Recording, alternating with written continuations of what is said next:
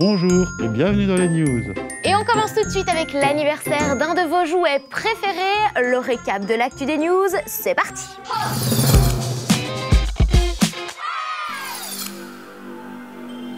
Ah oui, ce bruit tellement reconnaissable. Pour toute une partie de la communauté des gamers, ce son est légendaire. Cette tonalité, c'est l'animation de mise en route de la PlayStation 1. Et devine quoi, la console fête aujourd'hui ses 30 ans. Durant sa période de fabrication, elle a été vendue à plus de 100 millions d'exemplaires. Et un élément l'a rendue super populaire, c'est le CD-ROM. Car la PlayStation a marqué la transition entre les anciennes cartouches des consoles de l'époque avec ce support. Plein de jeux ont été gravés sur les CD et le plus populaire fut Gran Turismo. 5 enfants kidnappés par la Belgique il y a 50 ans peuvent enfin crier victoire. Ces enfants, ce sont 5 femmes, Monique, Léa, Marie-Josée, Simone et Noël. Elles sont heureuses parce qu'elles viennent de gagner leur procès contre l'État belge. Nous avons crié, nous avons... Même moi qui ai mal aux jambes, j'ai sauté. Elles avaient moins de 7 ans lorsqu'elles ont été kidnappées au Congo. Il y a 50 ans, le Congo était une colonie belge. Ça veut dire que ce pays africain était dirigé par l'État belge. Et pendant cette période de colonisation, les colons belges imposaient une vie horrible aux Congolais. Et ces 5 femmes en ont souffert. Enfants, elles ont été enlevées de leur famille et confiées à des institutions religieuses. Pourquoi ? Simplement parce qu'elles sont métisses, c'est-à-dire nées d'une mère noire et d'un père blanc. Et à l'époque, les métis étaient rejetés parce qu'ils étaient considérés comme une dégénérescence de la race blanche. Moi, j'avais 3 ans et demi. Mais je me souviens de tout comme si c'était hier. Notre enfance a été vraiment bafouée. Une vie brisée. Une vie complètement brisée. Elles se sont battues auprès de la justice pour faire reconnaître leurs souffrances. Et aujourd'hui, l'État belge est reconnu coupable de crimes contre l'humanité pour ces enlèvements. Les enfants connaissent maintenant notre histoire. Et les enfants, maintenant, ils vont raconter à leurs enfants, mais ils vont dire, eh bien, la justice belge est une justice. Voilà. A reconnu ça et a réparé. Voilà.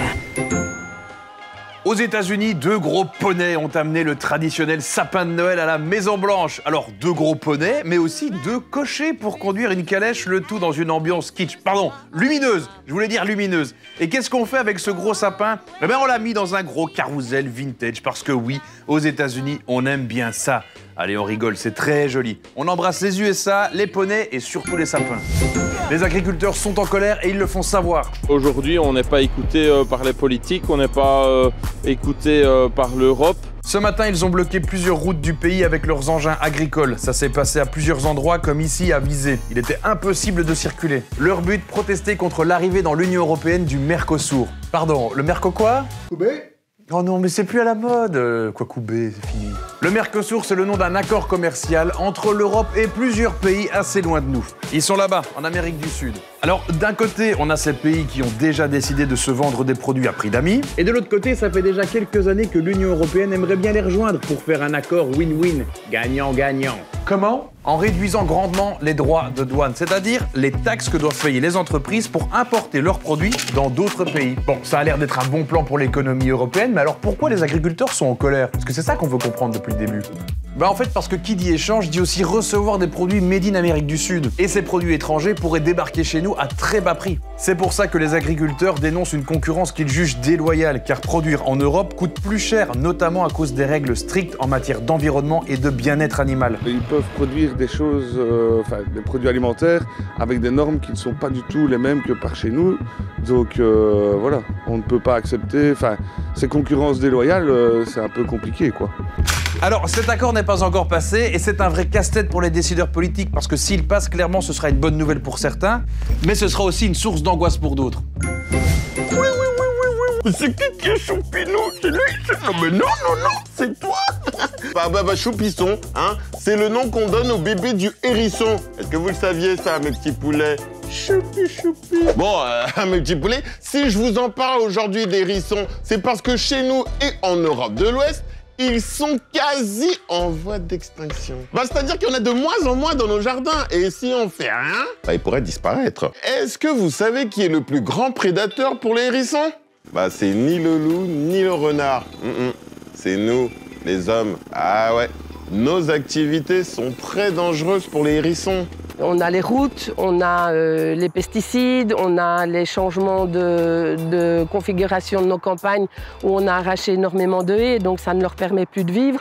Il y a de moins en moins d'habitats et de moins en moins de jardins prêts à les accueillir. Et qu'est-ce qu'on peut faire pour aider ces petits hérissons?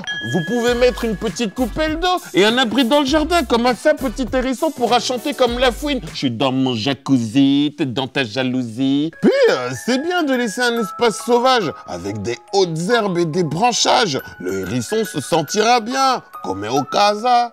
Mais attention, beaucoup de hérissons sont blessés à cause des outils de jardinage. J'accuse! Ouais, surtout les robots tondeuses qu'on fait tourner la nuit. Que la night! Ben oui, les hérissons sont des animaux nocturnes, mon petit poulet. C'est à ce moment-là qu'ils se promènent, eux. Il y a quelques jours, dans les news, on te racontait l'expérience de Lena Situation. Tu sais, cette influenceuse qui a stoppé les écrans pendant 1 mois. Est-ce que pendant 1 mois, vous seriez capable de renoncer aux écrans, hein? Cap ou pas cap? Je pense que ça serait difficile parce que j'ai déjà vécu 6 mois sans téléphone et c'est déjà hyper compliqué parce que j'en avais besoin pour tout. Au début, ce serait un peu compliqué, je passerais par une petite étape de sevrage, hein, voilà. Les écrans, c'est une drogue? Oui, en quelque sorte, c'est une drogue. Il faudrait quand même essayer de s'en détacher. C'est un peu de l'amour et de la haine, parce que je sais qu'il m'amène quand même beaucoup de choses négatives, mais je peux faire de nombreuses choses avec mon téléphone. Maintenant, on range les téléphones et on joue en famille. Et nous, on se retrouve lundi à 18h20 sur OVO Kids TV. Profitez bien de vos cadeaux et de vos petites surprises. Ciao!